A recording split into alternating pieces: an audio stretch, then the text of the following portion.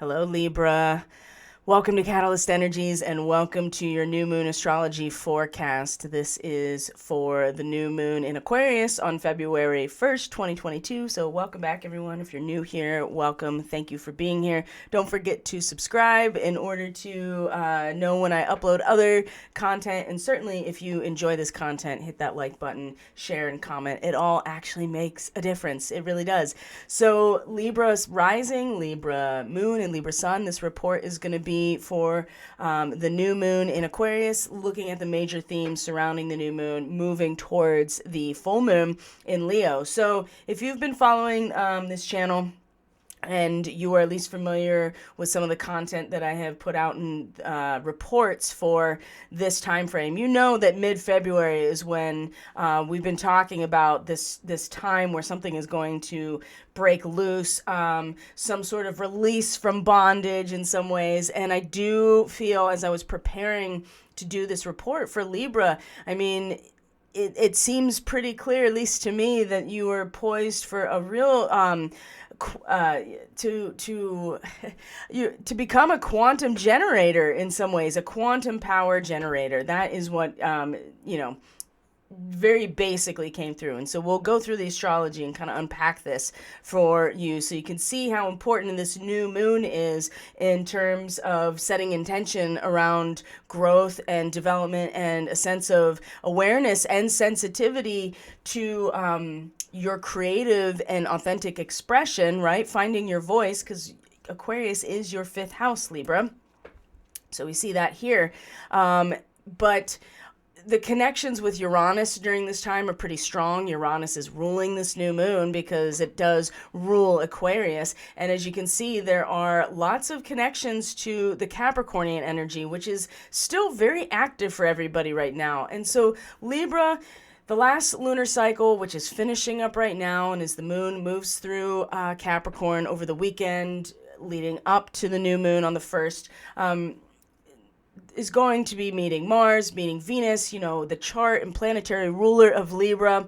You have Mercury and Pluto in the 4th house. So this has been a time, especially in this last lunar cycle, and now that Mars is here too, with your ruling and chart ruler, Venus, around your personal power and where it's coming from. So there's been a very strong and significant transformation process in this area for Libra for quite a while now. And it has gotten much more concentrated and a lot more awareness and attention with Mercury, Venus, and Mars in this area. And coming out of a new moon that also was in this area, which meant that the sun, up until fairly recently, was also in this area for Libra. So the subject of power, inner power, personal life, inner intuitive life, your marriage, your home and family, your spiritual community, your household emotionally, right?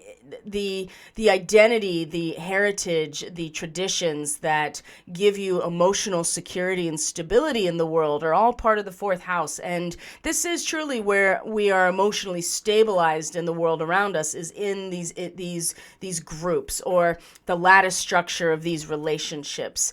And it's very powerful and binding for the Libra person, because the Libra person, their personality, your personality, Libra, is based on a relational structure, a social order in which to find balance within. This is the baseline of the Libra personality. So power and the area of power is, and where you draw your power from, is the institutions themselves. And this can have a lot of different meanings depending on you as an individual. But what has been transforming, and when the full moon comes to fruition on the 16th of February, Venus and Mars are going to be in a conjunction in this area at the same time. And so a release from bondage about some really deep notions about where you belong, where your power comes from, where you're safe emotionally,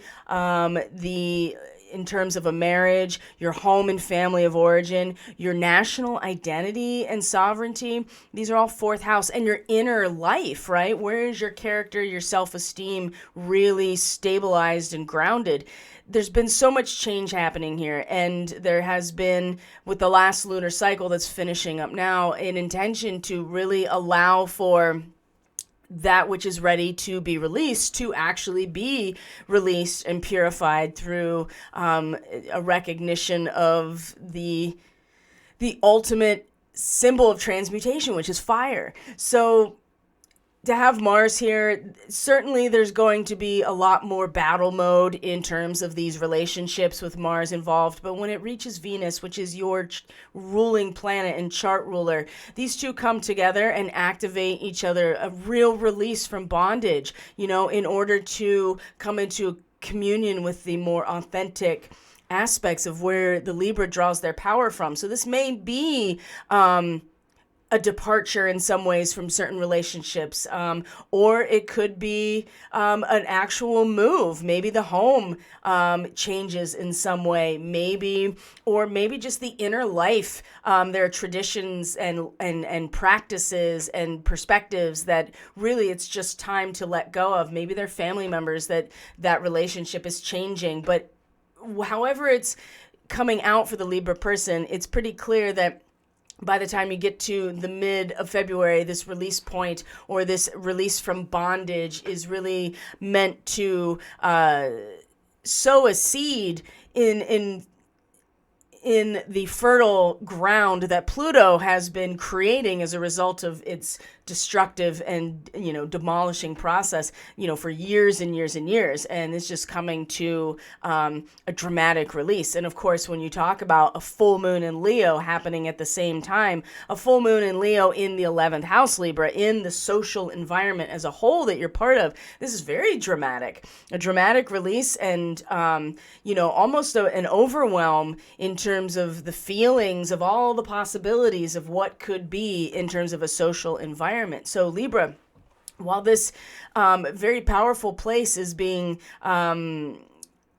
primed for release and change and new growth, what we find with the new moon in Aquarius, along with Saturn, right? Saturn in the 5th house as well, is to fine-tune yourself as an instrument, right? To set intention to grow and to develop your awareness internally and externally, your expression of it in your realm of your passion and your play and your joy and thrill seeking and adventure. 5th house is adventure, taking risks, right? Your mojo.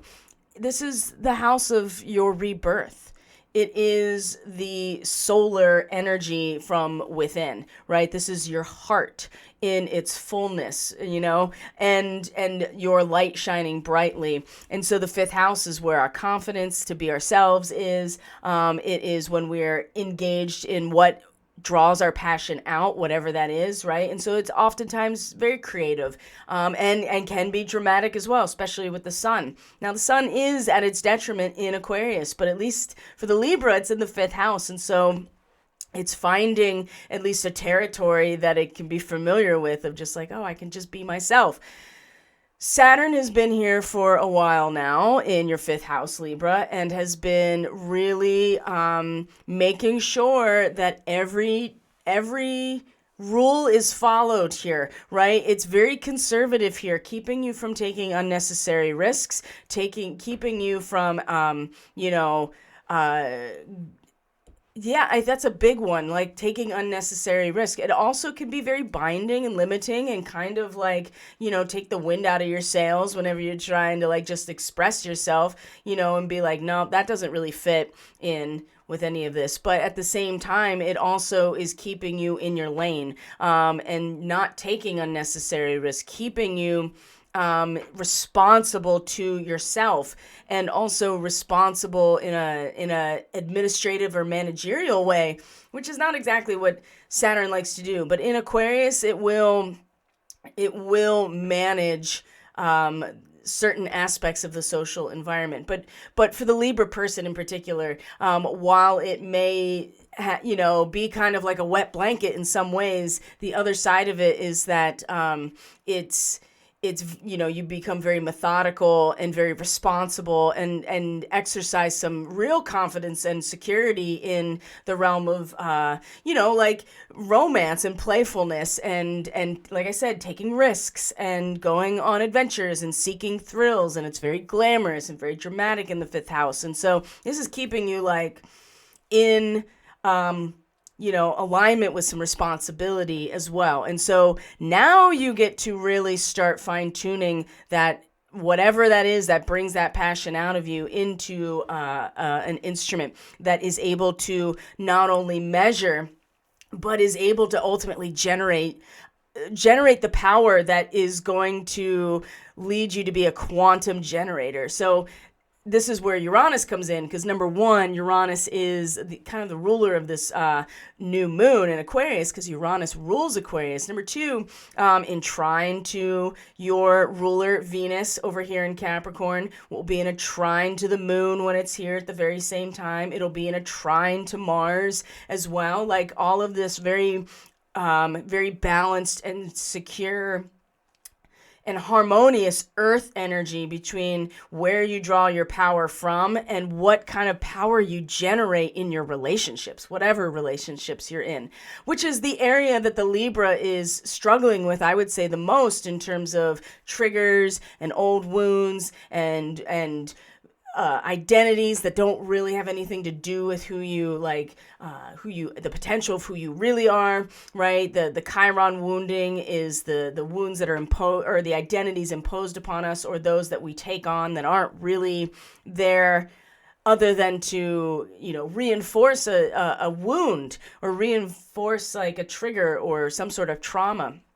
And so Libra, this is just the area that it is. It's in your interpersonal relationships, which is very hard for Libra, because it is the interpersonal relationship that you find yourself in, where you find your full potential as a subjective human. And so there's been a lot of holding back there, and there's been a lot of triggering in this area, and it can be very difficult to engage in this type of relationship when every time you do, it seems to bring up a trigger. So, however, there are opportunities for Libra during this time, right before the new moon, like over the weekend. The Aquarius sun is going to sextile Chiron, right? There is, Mars is, yes, going to square Chiron, but this is, again, a moment where we can have some courage and some fearlessness, and reach out our hand in trust, and for Libra, in the realm of where your power is really pulling from. So again, this has a lot to do with your personal life and your family, in the family of origin, or your marriage, or just like the group, or the core group that you identify yourself with, or maybe just old religious tradition, like family traditions that are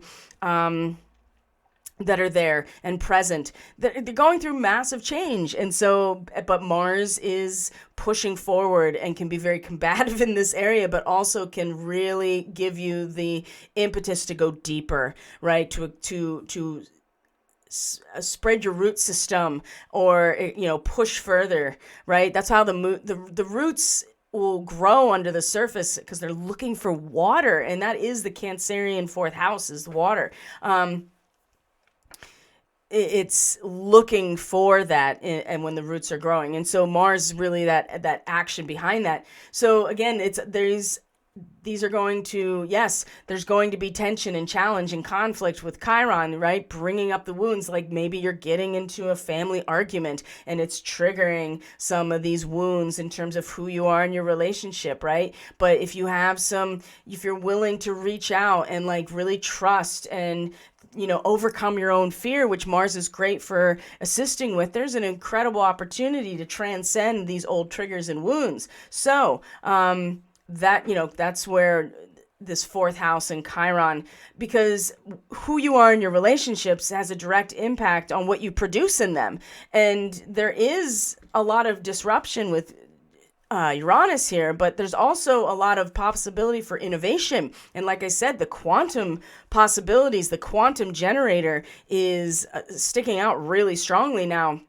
especially with this trine with Venus, your ruler, that is very, patiently, but very responsibly, very gracefully, with a lot of wisdom, listening now. She's listening, and she's listening to the lecture about how it all fits together in terms of your inner life, your personal life, Libra. She's listening. She is taking it in, right? She is, and being sensitive to it. And it's not just about her, but how it impacts everyone. So that's also really important to have. And this is in direct opposition to Lilith. Lilith in the 10th house. So, but the trine to Uranus, again, is, this is where you're drawing your power from, but this is the power that's generated in your relationship. And so listening, right? Getting and taking it in and pulling in the knowledge and the understanding and exploring the inner workings of your own personal life, your inner life, your marriage, your family of origin, right? So when Mars does reach Venus at the full moon, the release from the bondage will not be a shock. It'll be something that you finally, it's like, ah, ha, ha, ha, right? And now I can release myself and go deeper into the core of who I am and allow for the aspects that have been going through their own demolition for transformation to do just that. And you're already setting intentions about growth and awareness and sensitivity to yourself as a quantum generator in and of itself, as a fine-tuned instrument, right? And how much that is just a part of your nature, right? And your sovereign nature, your individual nature, and your voice, right? So the nodes of the moon are important because when we see the full moon chart, they are directly involved, and there's a bunch of starseed aspects to it as well. And before we move on to that, the one thing I would like to point out also too is that Black Moon Lilith is in Cancer in the 10th house of career, right? Your mission, what you're contributing to socially, politically, institutionally. Now, Lilith is deep and primal. It is deeper and more primal than even our own subconscious. It is our connection to the original sacred feminine blueprint. She will be heard, right? Lilith will be heard. It's that part of ourselves that is instinctual and survival oriented, but also is protective. And in Cancer, very much so. And in conjunction with Sirius, which is where she is this weekend, even more so. And so the potential for a real powerful expulsion or a intense feeling that cannot be stifled in any way, or just a much more primitive, primal type of feeling around what you're doing in your mission, your career, right? The 10th house is the socio-political realm, the economy as a whole. But for the Libra person, it is really in terms of career and mission, is very much about being the protective framework for people to then grow and to find their balance. So whatever's going on here for you, there's something very deep that already came up in the last full moon along this axis of power, the Cancer full moon. And what's left is still wanting to be heard and needs to be heard, because it's often, shoved into the corner because we don't want to acknowledge this kind of very deep, almost animalistic part of ourselves, but it needs to come out, right? This aspect needs to come out. Now, it's the listening grandmother of Venus and Capricorn down here that is going to allow for this to happen without too much, I would say, without too much damage up here in where you release your institutional power, your public life. If the 4th house is your personal life, the 10th house is definitely your public life and persona. So to have Lilith here like this, it could go a number of ways, but you do have Venus, your ruler, down here in this very grandmother type of listening, right? Listening and listening and being aware of how the entire network is put together when it comes to your, the inner life or the family, and the emotional network in particular. And there may be a dramatic release here in terms of the latent worth of all of these things, but at the very least, there is this sense of patience here, and a rootedness, a very strong ancient rootedness, here, that is listening and holding space for maybe this really dramatic confrontation, with, what you're doing at a institutional level. Right. And this is also in a sextile to Uranus, right? Here's the quantum energy generator. And also it's in a trine to Venus, like we've already talked about. So this sextile here is very interesting as well.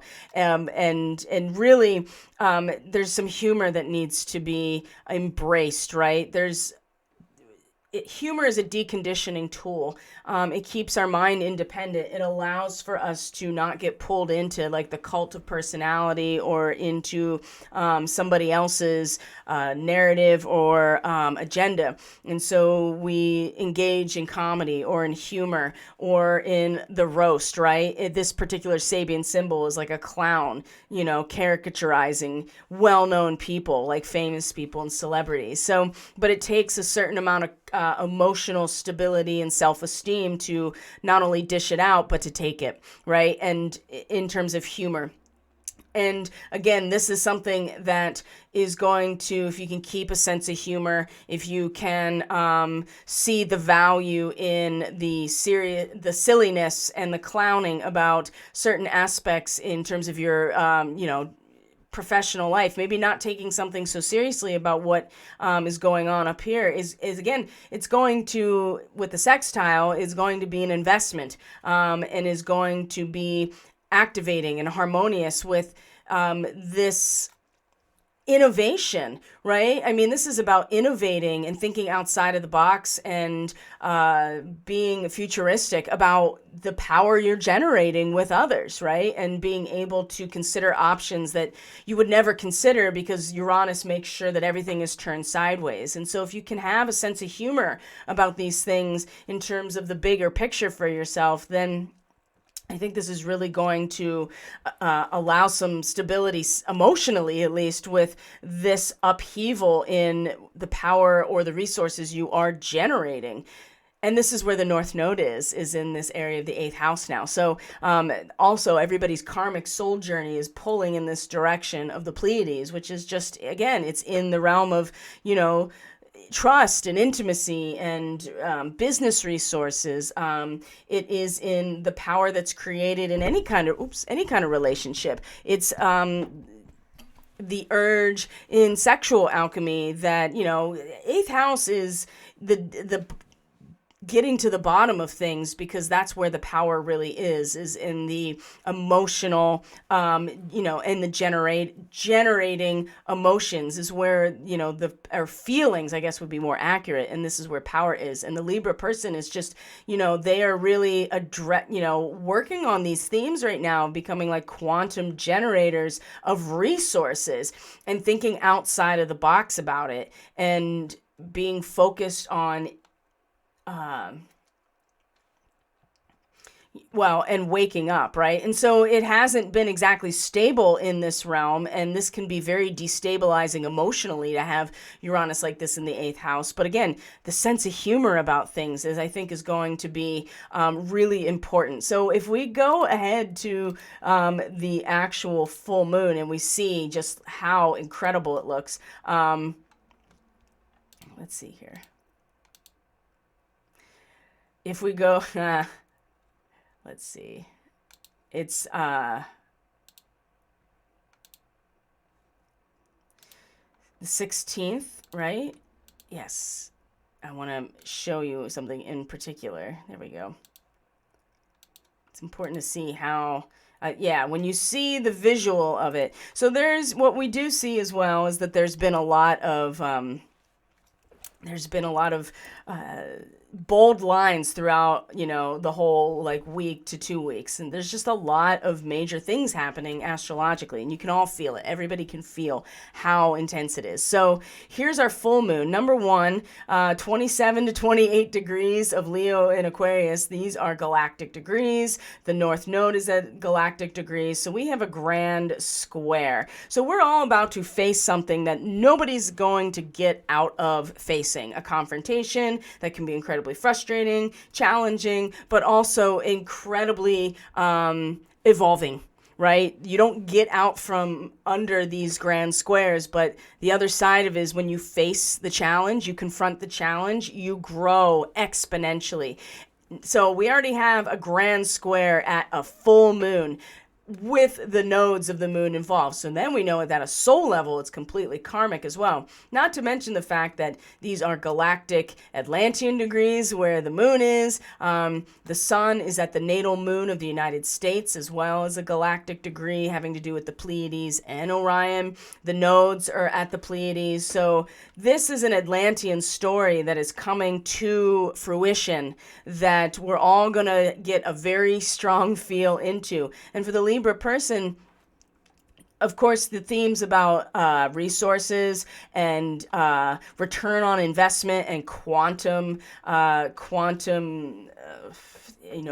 generating of power that Uranus is representing, but knowing the nodes are in the areas of your resources and generating resources, but also too storing power, right? And the Libra person is at this point where the sun is, like, you really have the capacity to store your power in your very authenticity.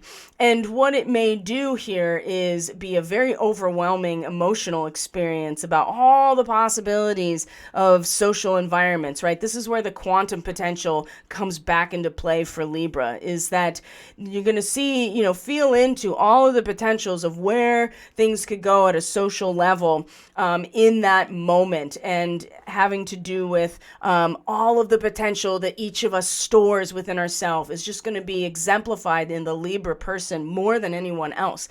So it may be overwhelming, but you may also see just how powerful, Libra, you really are as a quantum generator in and of yourself. And so when you come into a relationship and you produce resources, that is naturally fulfilling because you have Taurus. But this is going to require that you, again, become a fine-tuned instrument in your own creative expression.